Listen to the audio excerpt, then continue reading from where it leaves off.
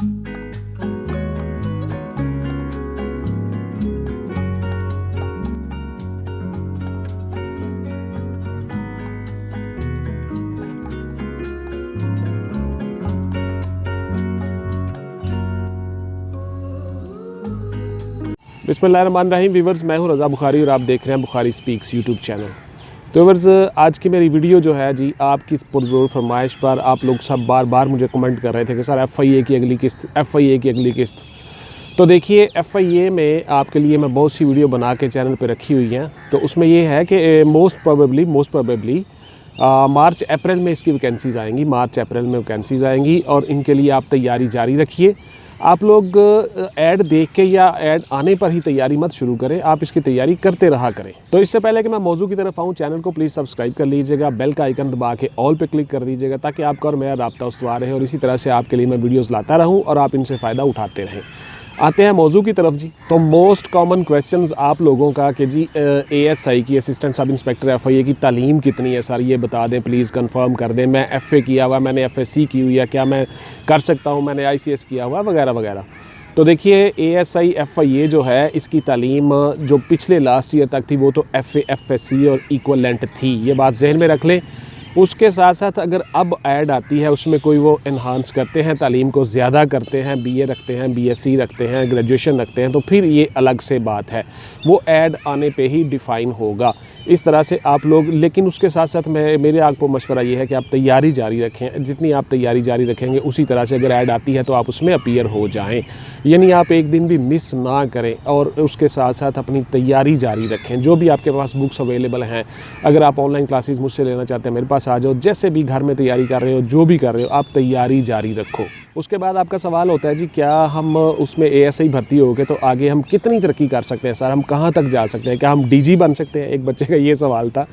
तो देखिए, assistant sub inspector आप भर्ती हो के तो उसके बाद फिर आपका डिपेंड कर रहा होता है आपका डोजियर आपकी प्रमोशन के लिए।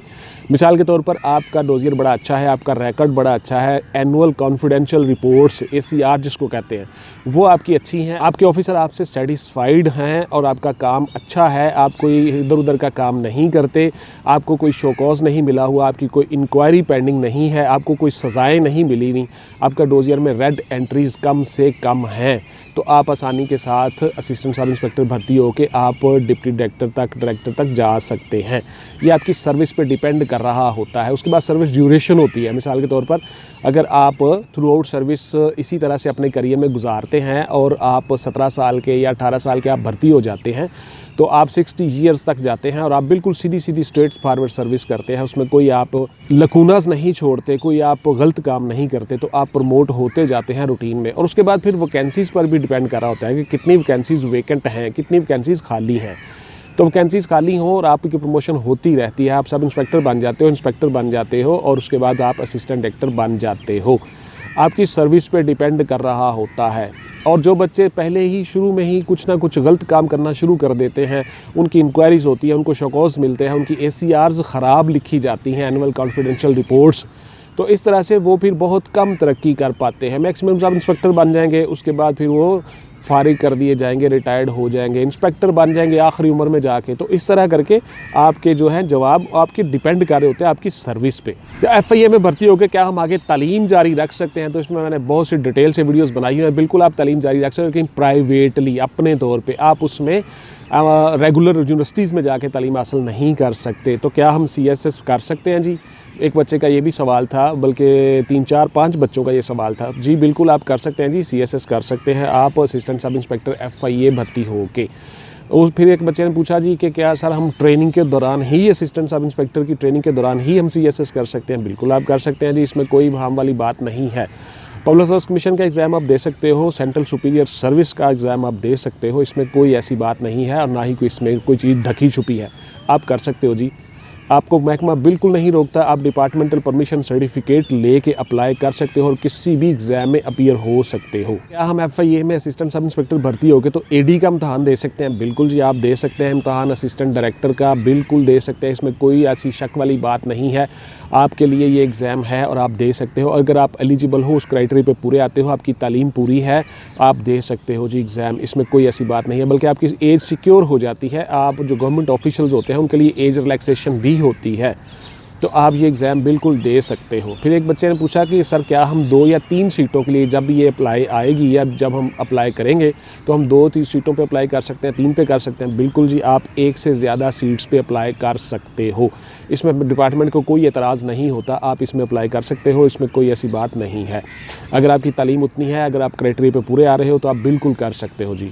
फिर बच्चों का सवाल है जी, क्या हम FIA में असिस्टेंट सब इंस्पेक्टर भर्ती हो गए तो क्या हम ISS भी कर सकते हैं? बिल्कुल आप कर सकते हैं जी, इसमें भी कोई ऐसी बात नहीं है। आप ISS भी कर सकते हो, आप मिलिट्री में जा सकते हो अगर आप उस एज क्राइटेरिया पे पूरे आते हो, आपकी तालीम सही है, आप उस क्राइटेरिया के मुताबिक हो, आपकी चेस्ट पूरी है, आपकी दौड़, रनिंग, चिन अप, पुशअप्स, आपके सिटअप्स पूरे आप लगा सकते हो, आप बिल्कुल जा सकते हो जी, इसमें कोई ऐसी बात नहीं है। आपके लिए कोई रिस्ट्रिक्शन नहीं है, आप ISSB का इम्तहान दे सकते हो। मोस्ट कॉमन जी इंटरेस्टेड क्वेश्चन के क्या ASI जो पुलिस का होता है उसके इख्तियारात ज़्यादा होते हैं या ASI FIA के इख्तियारात ज़्यादा होते हैं?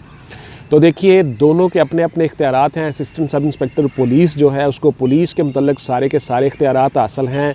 वो रोज़ाना काम कर रहे होते हैं क्रिमिनल्स के ख़िलाफ़, उनको पकड़ना, उनको पेश करना, जुडिशल हवालात भिजवाना, उनके ख़िलाफ़ सबूत प्रूफ इकट्ठे करना, ये सारे काम वो साथ साथ कर रहे होते हैं। जबकि असिस्टेंट सब इंस्पेक्टर FIA जो हैं उनकी जॉब डिस्क्रिप्शन अलग है। वो फेडरल वफाकी इदारा है, वो अगर इन्वेस्टिगेशन विंग में है तो इन्वेस्टिगेट कर रहे होते हैं, अगर वो एयरपोर्ट्स पे ड्यूटी हैं तो एयरपोर्ट पे काम कर रहे होते हैं, इमिग्रेशन में ड्यूटी है तो इमिग्रेशन में काम कर रहे हैं, पासपोर्ट सेल में ड्यूटी है तो वो पासपोर्ट सेल में ड्यूटी कर रहे होते हैं। तो इस तरह से असिस्टेंट सब इंस्पेक्टर जो FIA हैं उनकी जॉब डिस्क्रिप्शन अलग है और पुलिस की अलग है। दोनों के अपने अपने इख्तियारात हैं, दोनों के अपने अपने रैंक्स हैं।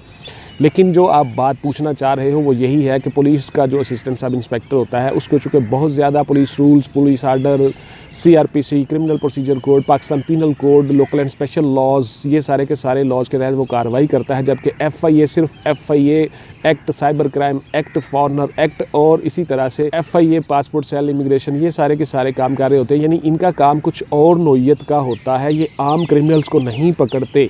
जबकि पुलिस ने हर उस बंदे को पकड़ना होता है जिसने भी कोई ना कोई लॉ की वायलेशन की, लॉ ब्रेक किया। तो इस तरह से असिस्टेंट सब इंस्पेक्टर पुलिस जो है उसके इख्तियारात कुछ ज़्यादा होते हैं। जबकि ASI जो FIA का है उसको FIA के मुतलका ही जो 4 उनके एक्ट होते हैं उन्हीं के तहत इख्तियारात हासिल हैं। इनके चारों एक्ट के मुताबिक मेरी वीडियोस पड़ी हुई हैं, वो आप देख लीजिएगा, जो गौर से चैनल के ऊपर पड़ी हुई हैं। आप उससे बहुत सा फ़ायदा उठा सकते हैं कि FIA किस किस एक्ट के तहत काम कर रहा होता है।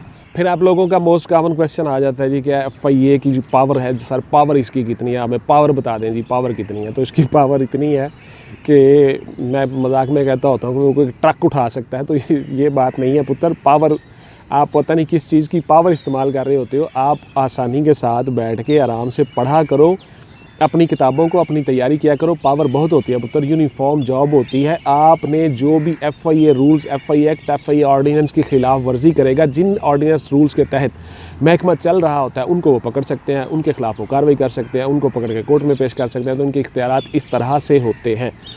तो आज की जो वीडियो है इसमें मैं आपके सवालों के जवाब दे रहा हूँ, गौर से सुन लीजिएगा। बहुत से कमेंट में आप सवाल करते हो, फिर आपका मोस्ट कॉमन क्वेश्चन आ जाता है कि सर एक डेट बता दें कि कब ये वैकेंसीज़ आ रही हैं। तो देखिए, अभी तक किसी बंदे को कोई डेट का पता नहीं है, कोई वैकेंसीज़ का पता नहीं है जब तक महकमा अनाउंस नहीं करेगा। हाँ, अलबत्ता सीट्स बहुत वेकेंट हैं, ये अवेलेबल है। आपको मैं बता देता हूँ इन्फॉर्मेशन के 2000 से ज़्यादा सीट्स हैं और हर रैंक के ऊपर भर्ती होनी है।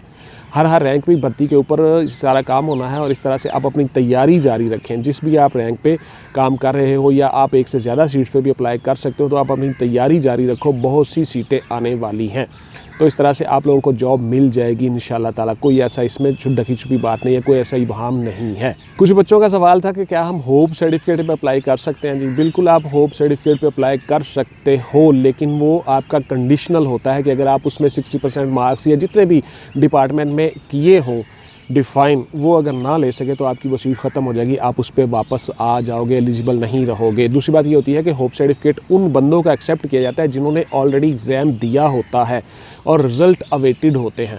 और प्रिंसिपल्स कॉलेज को जो होते हैं वो उन्हीं लोगों को अप्लाई जारी करते हैं वो सर्टिफिकेट, होप सर्टिफिकेट कि इस बच्चे ने एग्ज़ाम दिया हुआ है और ये 60 या 70 जितनी भी रिक्वायरमेंट होती है डिपार्टमेंट की उतने मार्क्स ले जाएगा।